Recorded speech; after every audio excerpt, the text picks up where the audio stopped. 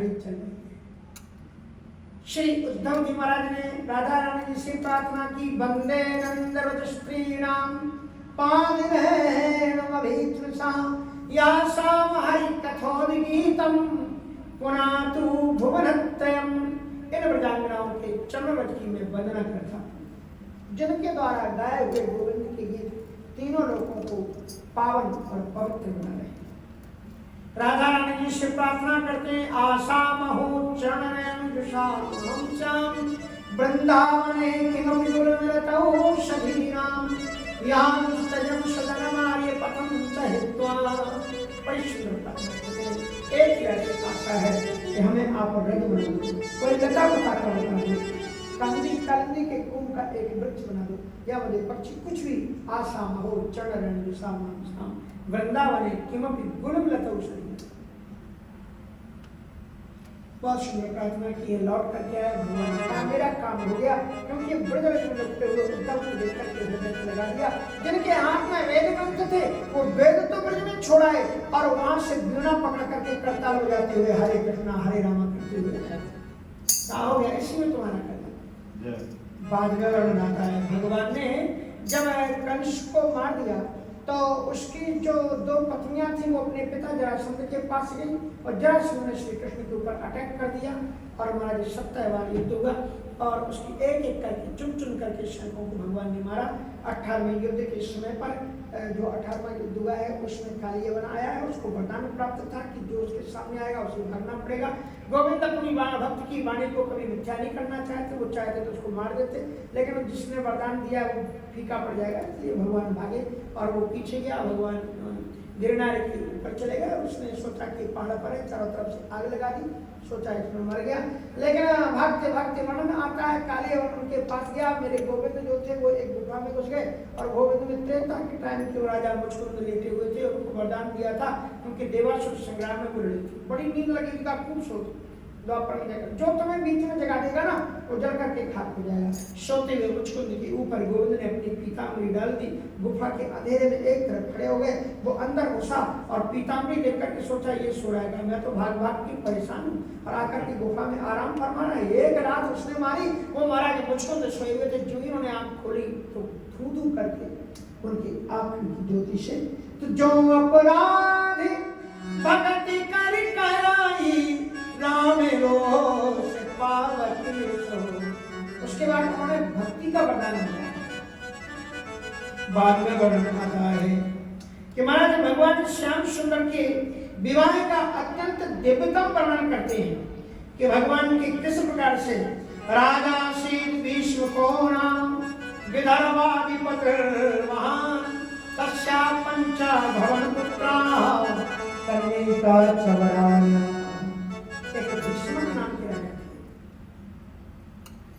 उनके 5 पुत्र थे।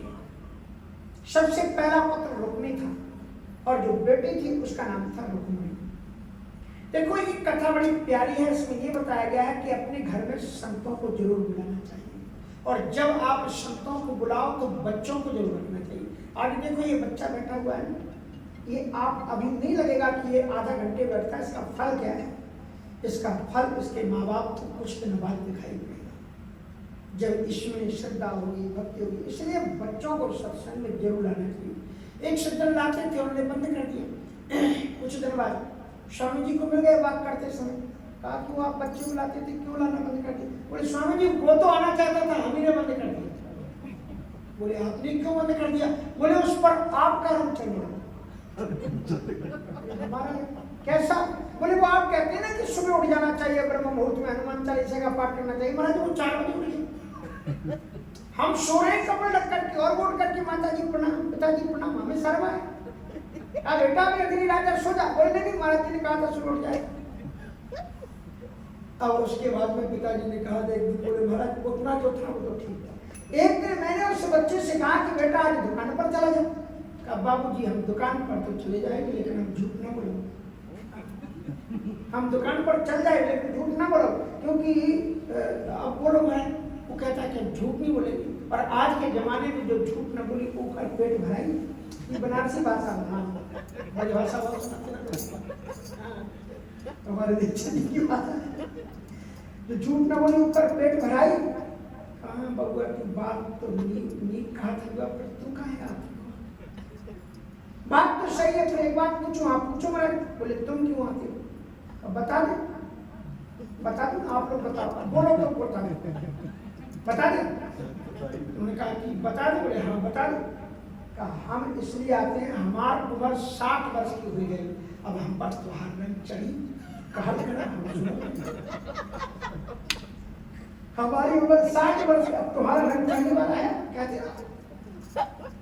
हम देखते हैं कि भंडारा कितनी देर में होने वाला है, ये महाराज कितनी देर और बढ़ाएंगे।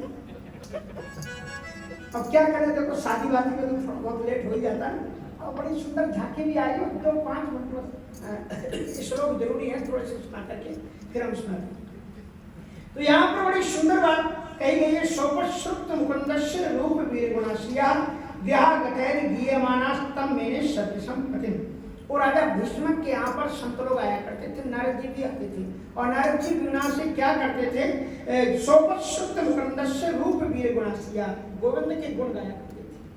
और उनको श्रवण करते करते रुक्मिणी को आत्मस्मृति आ गई कि वो मेरे प्रियतम हैं, और उन्होंने उनको उसी समय सत्संग में ही मान लिया कि वो मेरे प्रियतम, मेरे तो गिरधर गोपाल, दूसरों ने कोई, और जाके से मूर्खा विरूपणी सुनी। अब हमारा ये परंपरा रही है कि जब जब सीता जी आती है तो रावण भी आ जाता है। अब सीता जी रुक्मिणी जी के रूप में आ गई तो रावण किस रूप में आ गया? मालूम है? कृष्ण जी राम जी कृष्ण के रूप में आ गया तो रावण भी तो आएगा ना धरती पर, यदा यदा धर्म से, तो वो भी आ गया। वो किस रूप में आया? शिशु रूप में, शिशुपाल के रूप में। रुक्मिणी ने पिताजी से कहा कि तुम बहन को शादी की हो गई। बोले हाँ बेटा, हम भी सोचते हैं कि जरा उसको खोज लें। बोले तुम रहने दो, हम ही खोज के आ जाते हैं। तो भैया ठीक है, नया जमाना है, तुम ही खोज लो। वो गया और उसके बाद में बंधु नाम चिताम दातुम कृष्णाय भक्ति न। यद्यपि सारे परिवार के लोग तो ये चाहते थे कि रुक्मिणी जिसको चाहती है उसी के साथ में रुक्मिणी का विवाह किया जाए, गोविंद के साथ में विवाह किया जाए। लेकिन ततो निवारी कृष्ण रुक्मिणी चैत्य मन्यतो, लेकिन कृष्ण से विरोध मानने वाला रुक्मिणी ने चैत्य नरेश शिशुपाल को ही श्रेष्ठ माना और उसके साथ में विवाह की तैयारी। विवाह का दिन आ गया और रुक्मिणी का रो रो करके बुरा हाल। अगर बेटे के दुख दर्द को कोई समझता है तो माँ ही समझती है। रोती हुई बेटे के पास में आकर के माँ ने पूछा, बेटी क्यों रो रही हो? क्या तुम नहीं चाहती उसके साथ विवाह? कहा कि माँ मैं तो गोविंद से प्रेम करती हूँ। कहा लेकिन ये तुम्हारा प्रेम एक तरफा है कि उनको भी मालूम है? कहा उनको मालूम है कि नहीं है, लेकिन मैं तो उनसे प्रेम करती हूँ। कहा तो उनको भी तो मालूम चला दो ना, एक पत्र लो। यही से पत्र लिखने की शुरुआत हुई है, समझ गए ना मेरे पत्र का मतलब। तो रुक्मिणी जी ने बहुत सुंदर पत्र लिखा है, और जो गांव के ब्राह्मण देवता थे, उनके बुजुर्ग ब्राह्मण देवता, उनके हाथ में पत्र लेकर के माता ने कहा इसे आप गोविंद के पास में पहुंचा देना, और कुछ अपनी तरफ से भी आप बोल देना कि बेटी सर्वलक्षण संपन्न है। उन्होंने कहा कि आपको कुछ भी बताने की जरूरत नहीं, मैं तो जानती हूँ साक्षात जगत देवी है। पत्र लेकर के गोविंद के पास में गए। भक्ति की बात है कि भगवान रात को 12 बजे तक जाग रहे थे। जो ही ब्राह्मण देवता गए, उनका स्वागत सत्कार किया, कुशल मंगल पूछी, और फिर उन्होंने पूछा कि आप कहो ब्राह्मण देवता कैसे आए? तो बोले बस थोड़ा सा एक लेटर लेकर के आए हैं आपको, और मैं आपको, उन्होंने गोविंद ने उस लेटर को पढ़ा, और पढ़ते पढ़ते गोविंद बोल रहे प्रेमाश्रु भराए। तो ब्राह्मण देवता सुन गए कि इसका मतलब उन्होंने स्वीकार किया। क्या लिखा हुआ था पेपर लेटर में?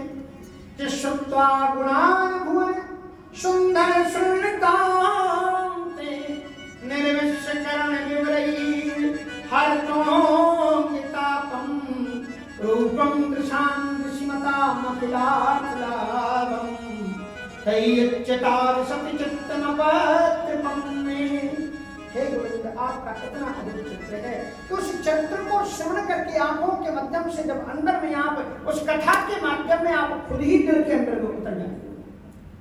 सत्वा गुणान भुवन सुंदर सुनताम से निर्विश्य कर्ण विवरे। आपका चित्र जब अंदर में जाता है तो हर कौन तापम, दैहिक दैविक भौतिक प्रकार के जितने भी संताप है सबको आपका चित्र नष्ट कर देता है।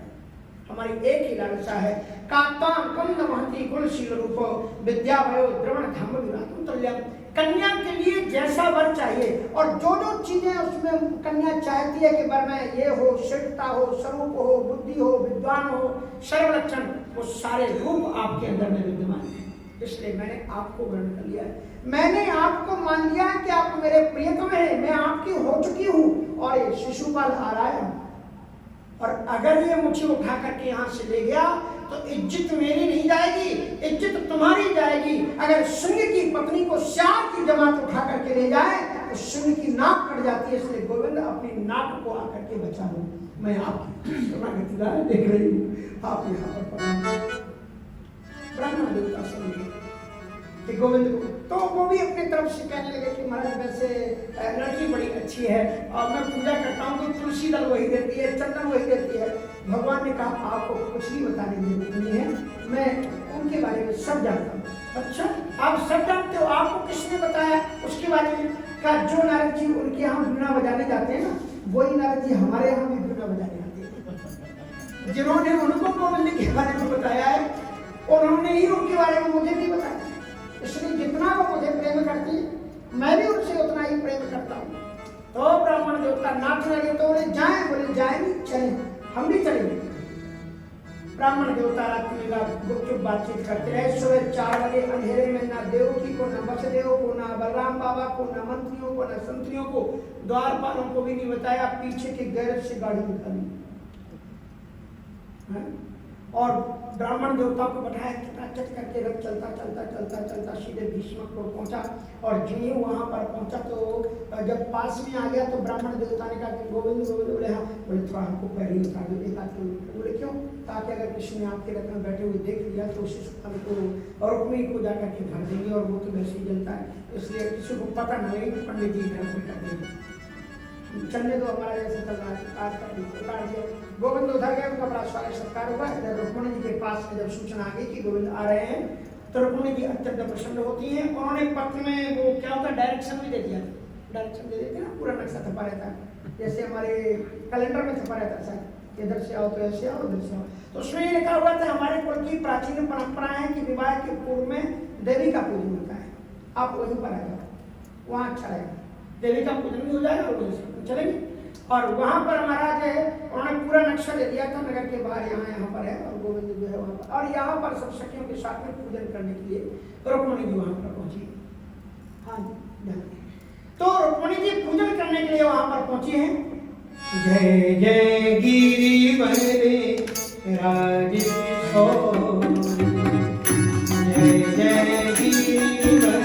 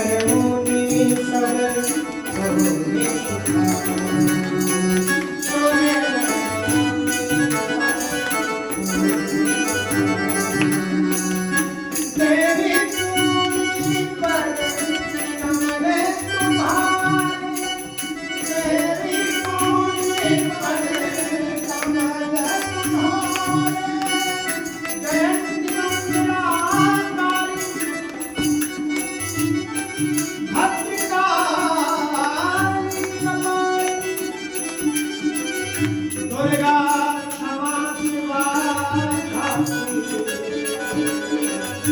स्वाहा स्वधा नमो जय जय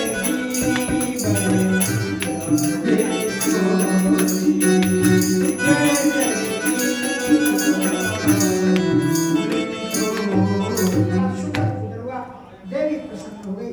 प्रेम भवानी खसी माला मूर्त निशानी माला और प्रसाद दिया और उसके बाद में बोले चाहती क्या हो? कहा निज अनुरूप सुभग वर मांगा, श्रेष्ठ वर मिल जाए। कहा तुम्हारा वर तुम्हारे पीछे खड़ा हुआ है, पीछे जाओ तुम्हारा वर आ चुका है। महारानी का आशीर्वाद लेने के बाद में रुक्मणी सखियों के साथ में मंदिर से जब बाहर आई तो वहां पर इतने दैत्यों की, इतने राजाओं की ड्यूटी लगा दी थी कि कोई वो कहते थे पक्षी परिंदा भी पर नहीं मार सकता।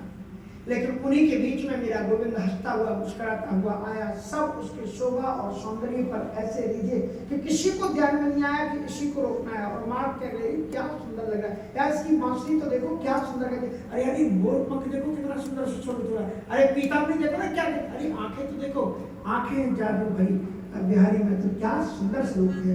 और उसका बढ़ता रहा बढ़ता रहा और वहां आ गया जहाँ रुक्मिणी जी जा रही थी। रुक्मिणी जी ने एक बड़ी सुंदर दिव्य लीला की और उन्होंने क्या लीला की कि उन राजाओं को कुछ कर ना पाए, इसलिए ताम देव माया में वीर मोहिनी सुमन दिमान कुंडल मंडिता नाम श्यामा में कब्जा थोड़ा सा उन्होंने घूंघट उठा दिया। जो राजा खड़े हुए थे वहां पर लड़ने के लिए राजा खड़े हुए थे, भगवती ने थोड़ा सा घूंघट उतारा और जिन्हें उनके सौंदर्य की एक झलक को देखा सारे के सारा राजा और गोविंद का मार्ग और भी आसान। रुक्मिणी जी ने मुस्कुरा करके सखियों की ओर देखा, थोड़ा सा प्रसाद ग्रहण किया। भगवान का थोड़ा प्रसाद जरूर ले लेना चाहिए। और उस प्रसाद को लेकर के रुक्मिणी जी ने कहा कि ये थाली मम्मी को दे देना, माता जी को दे देना और उसके बाद में कह देना कि वो तो अपने घर गई। और गोविंद के रथ के पास में पहुंचे और गोविंद की ओर जिन्होंने ने ऐसे हाथ किया रथ के पास में आकर के, तो गोविंद का स्वभाव है कि वो यथा मां प्रपद्यन्ते तां तथैव भजामि हम, जो मेरी ओर एक हाथ बढ़ाता है मैं दोनों हाथों से उसे थाम लेता हूँ। रुक्मिणी जी ने ऐसे हाथ बढ़ाया, गोविंद ने अपना रथ का जहां उनका पांव था वहां से पांव हटाया, रुक्मिणी जी ने उस पर एक पांव रखा, गोविंद ने हाथ पकड़ा और एक झटका दिया। गोविंद के बाम भाग में आकर के रुक्मिणी जी विराजमान हो गई और रथ वहां से चल पड़ा। और वो दैत्य लोग सोच रहे कहां गए कहां गए कहां गई रुक्मिणी, कहां गई, इसकी रक्षा के लिए आए थे। इधर बलराम जी आ गए और बलराम जी महाराज ने आकर के रास्ते में ही बलराम जी मिले, बड़ा डांटा और बहुत डांटते हुए उन्होंने ये कहा कि तू बिना सोचे समझे काम करता है, हमको बता नहीं सकता था, हम दुष्टों के बीच में आना था। सारे दुश्मन यहाँ पर एकत्र, यहाँ शिशुपाल है, जरासंध है और तमाम लोग, इनके बीच में तू आ गया। अच्छा अभी तो तुम इस बहू को लेकर के भाग, मैं पीछे तुझे घर में आकर के देखूंगा।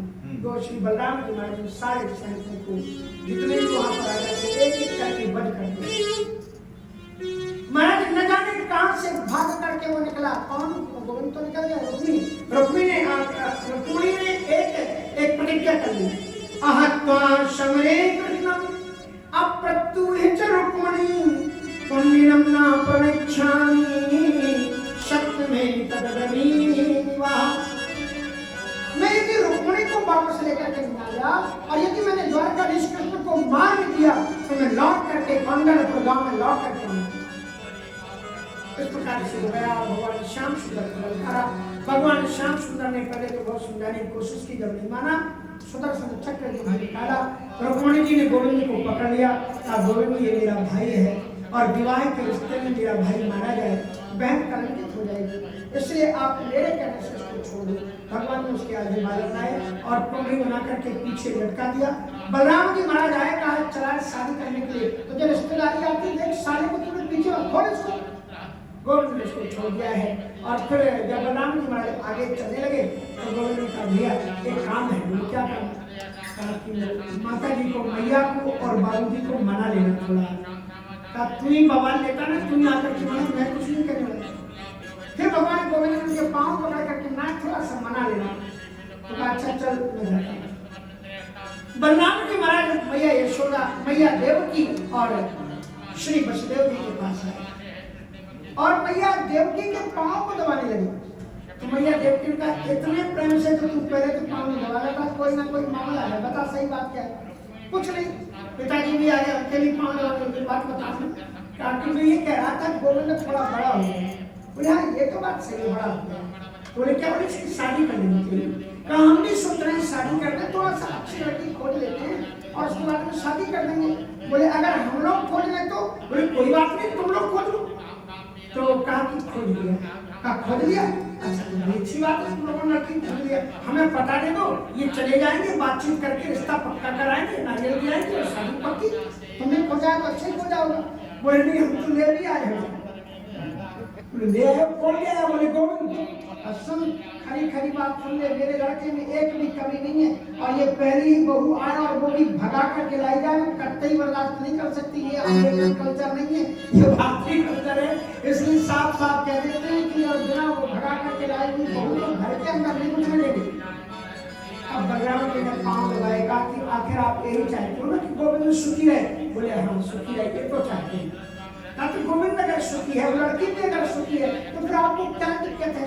मियां बीवी राजी, आगे क्या है? क्या करेगा राजी? तो आप मोहन का दो, आशीर्वाद दे दो, आशीर्वाद तो दे दो, आखिर वो आपकी बहू है। तो कहा देख बलराम तू बड़ा समझदार है, हम तेरी सारी बात मानने के लिए तैयार है, लेकिन अपनी कुछ परंपरा भी होती है, कुछ मर्यादा भी होती है। देवताओं का पूजन होता है, गुरु का पूजन होता है, गणेश जी का पूजन होता है। एक काम कन्हैया ले आया? बोले हाँ। बोले मैं लाठी लेकर के जाती हूँ, अगर वो बिना दवाई के अंदर घुसा के लाया तो बड़ी कुटाई करूँगी, उसके हाथ पांव तोड़ दूंगी। उसे कह कि बहू को बाहर छोड़। कैसी बात करती हूँ? बहू को छोड़? नहीं ऐसे नहीं, हम उनके लिए भवन वहीं पर बिताने बनवा देते हैं, रावटियां बना देते हैं, उसमें बहू को सुरक्षित सैनिक लगाएंगे, उसमें रखेंगे, उनके माता पिता को बुलाएंगे, उनके पूरे परिवार नाते रिश्तेदारों को बुलाएंगे और विधिवत पंचांग निकाल करके जब तक मुहूर्त नहीं आएगा, चाहे 1 महीना लग जाए, चाहे 2 महीने लग जाए, वहीं पर बहू को और बहू के परिवार वालों को रहना पड़ेगा और मुहूर्त के साथ में गर्गाचार्य बताएंगे, उनको दिलवाएंगे। और मुहूर्त आ गया और जिस मुहूर्त आया तो रुक्मिणी जी आनंद उल्लास में भर थी और सखियों से क्या बोली? आओ मेरी सखियों मुझे मेहंदी लगा दो। मैंने कहा था कि अगर आप गोविंद की दीवार में आए हो तो उठ करके खड़े हो जाना और उससे शादी में नृत्य कर देना, कम से कम इसमें तो करना। आओ मेरी सखियों मुझे मेहंदी लगा दो, आओ मेरी सखियों मुझे मेहंदी लगा दो, मेहंदी लगा दो मुझे ऐसी सजा दो, मेहंदी लगा दो मुझे ऐसी सजा दो।